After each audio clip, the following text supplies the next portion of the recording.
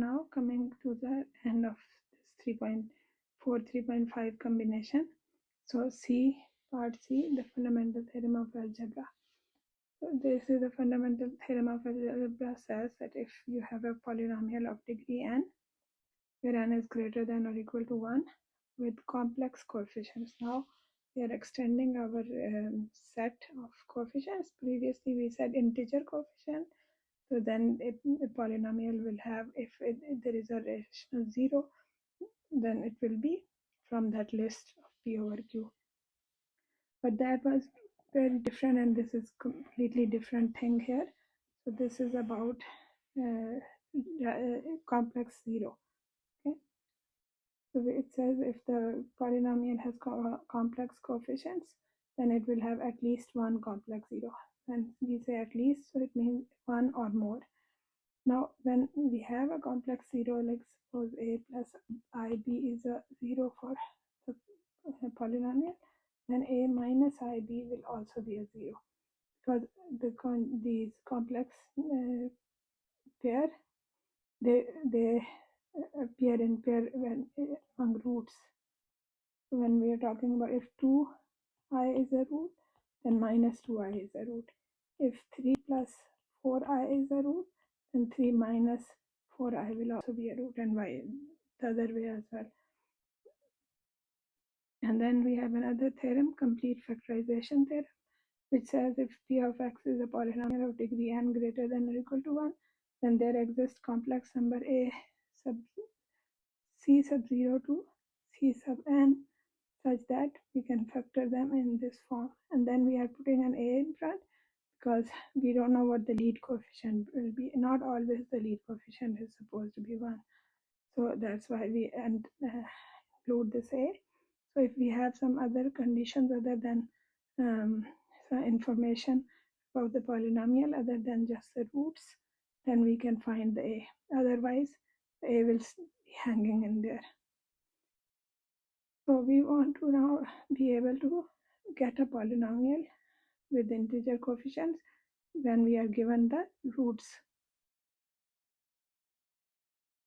If you recall, if 5 is a 0 of a polynomial, then x minus 5 will be a factor of the polynomial.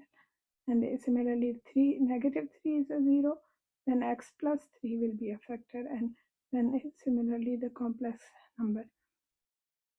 So we go backwards. Here is the first example. Find a polynomial of degree 3 that has zeros, negative 2, 1, and 3. Now I mentioned earlier that a polynomial of degree n can have at most n zeros. So at most n factors. So if we are given 3 zeros and the polynomial is of degree 3, then these are the only zeros. So it means x plus 2, x minus 1, and x minus 7 are factors of the polynomial. So we can start writing because this is saying find a polynomial. So it means in general we are finding a general polynomial. So this is kind of one of those polynomials. So we can put an a if you want. Even if you didn't put the a, it's fine. It'll still work. So we can put an a here in the beginning. So that a will go in. Let me put it at the end. So in the end, a will be multiplied with in front of there will be a. Okay, so I have written the 3 factors here. Now we multiply. It doesn't matter in which order we multiply. I am multiplying the x minus 1 and x minus 7 first. I get this. Then I will multiply by that, and in the end combine like terms, and this is the polynomial in here with an a in front. Again, what about the lead coefficient? Well, the lead coefficient could be anything depending on the conditions given. Now in this one we are not given any conditions, so we cannot find a.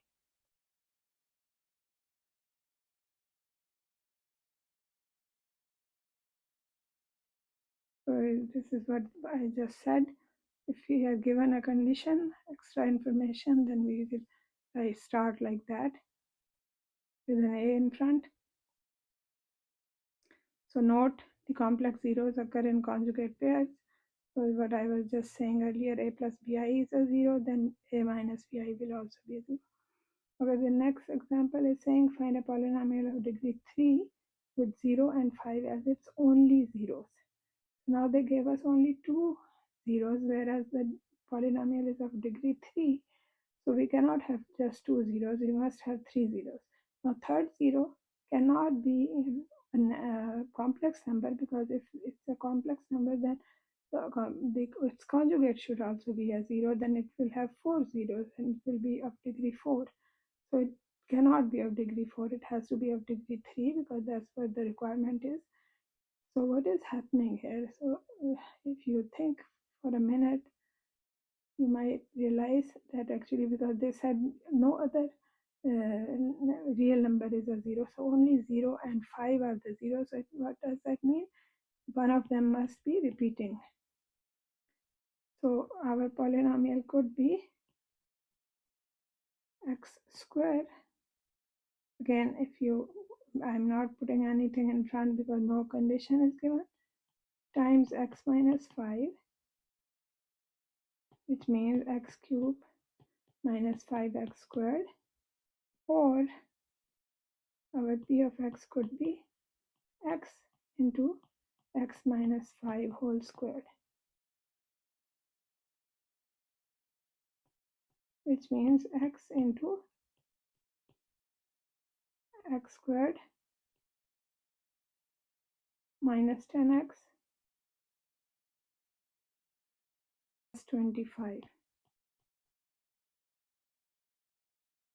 and then distribute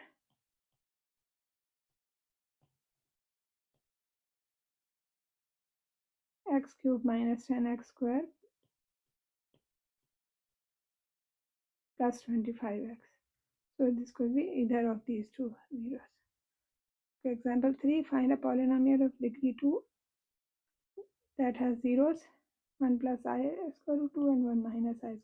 So these are the conjugate pairs of each other, and it's degree 2, so these are the only zeros. So our p of x will be, you can put an a in front, even if you didn't, you will not lose points. You know, x minus 1 plus I into square root 2, and then times x minus, I'm putting this in parentheses so that I don't make a sign mistake, equal to a into. So this becomes x minus 1 minus I into square root of 2, and the other one becomes x minus 1 plus I into square root of 2. Oh no, I now just multiply them. So a in front, x square. So I'm going to take this, multiply with all of this. So I get x squared minus x plus I into square root of 2x.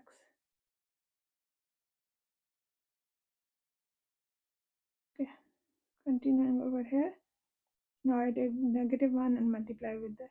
So I get minus x plus 1 minus I into square root of 2. Now I take the last thing, this one, and I get minus I into square root of 2x plus I into square root of 2 minus I square into square root of 2 square. Okay, let me bring those things over here.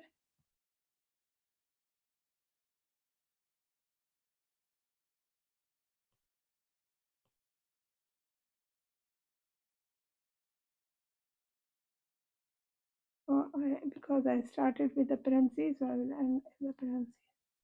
Parentheses is coming because of the a. If I had not put the a, then I wouldn't need this parentheses. So a into, now some things get cancelled. You will see, you should be seeing this, that any term with I will cancel out. So this one with I into square root of 2 times x cancels out with this one, the I into square root of 2 cancels with this. Now we have an I over here, but that is squared, so that is minus 1. So rewrite whatever is left. So x squared is left here. I have a minus x term here, and I have a minus x term somewhere else here in the beginning. So I get minus 2x. Then I have a plus 1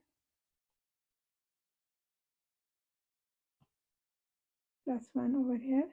Then this will give me minus negative 1 into 2.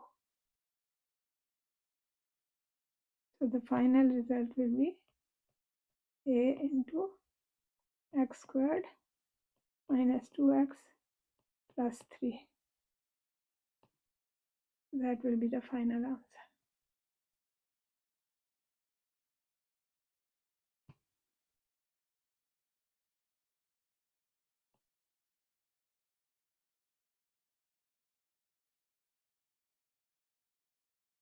Okay, looking at this last example. So this is saying find a polynomial of degree 3 with 1/2 and 3 minus I zeros. So these are the zeros such that the coefficient of, so some other information is given here. Coefficient of x squared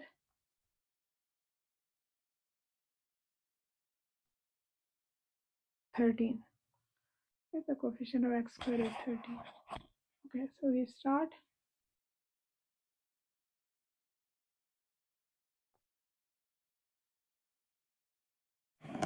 Okay, now you should know that since 3 minus I is a root, so 3 plus I will also be a root.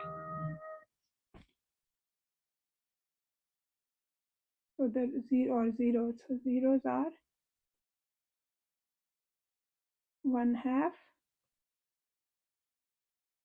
3 minus I, and 3 plus I.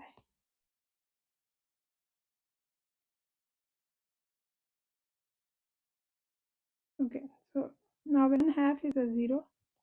So this will mean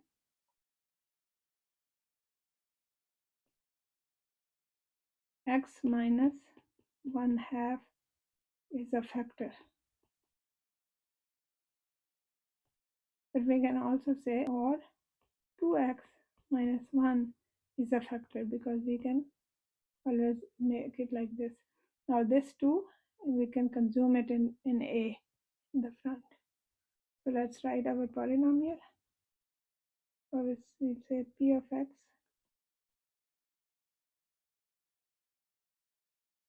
equals a into 2x minus 1 times x minus, I'm going to write this one, will be x minus 3 plus I times x minus, now the other one, 3 minus I.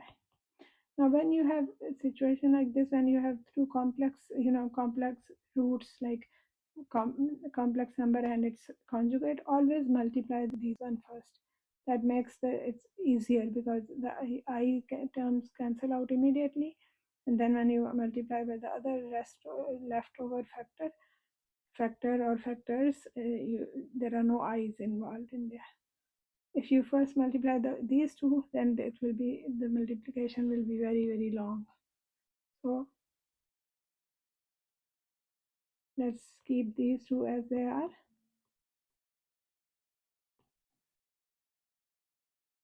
And we multiply this like we did earlier. So x squared minus 3x minus xi, or ix.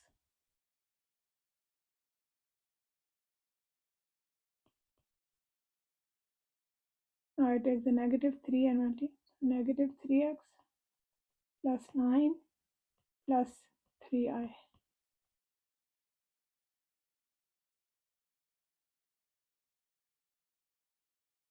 Now the I is left, so plus ix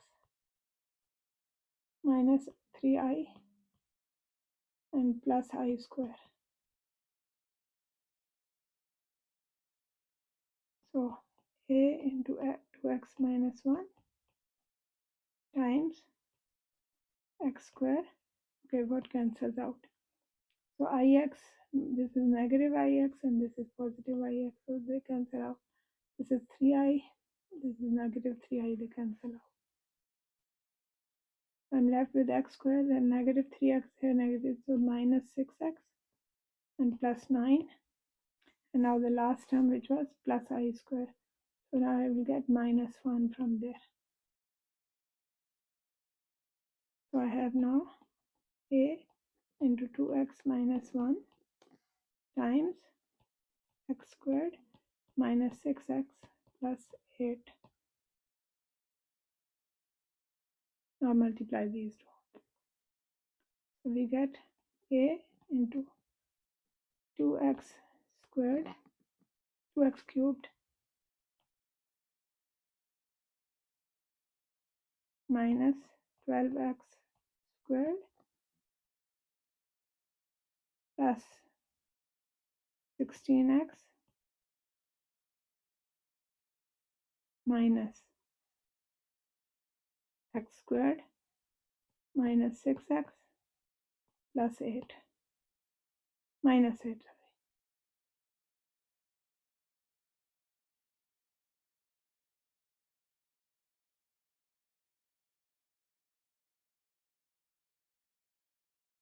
So we can now distribute a as well. So we have 2ax cubed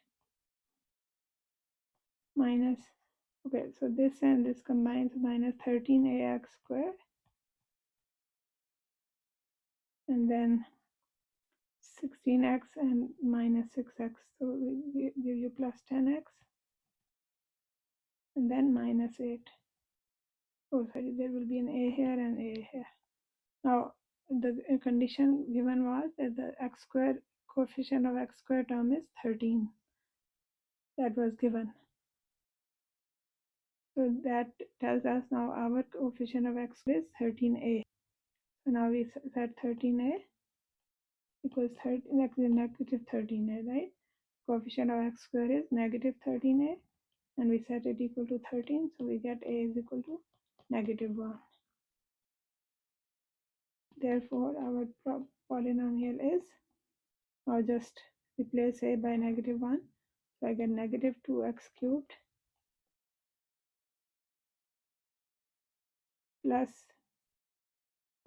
13x square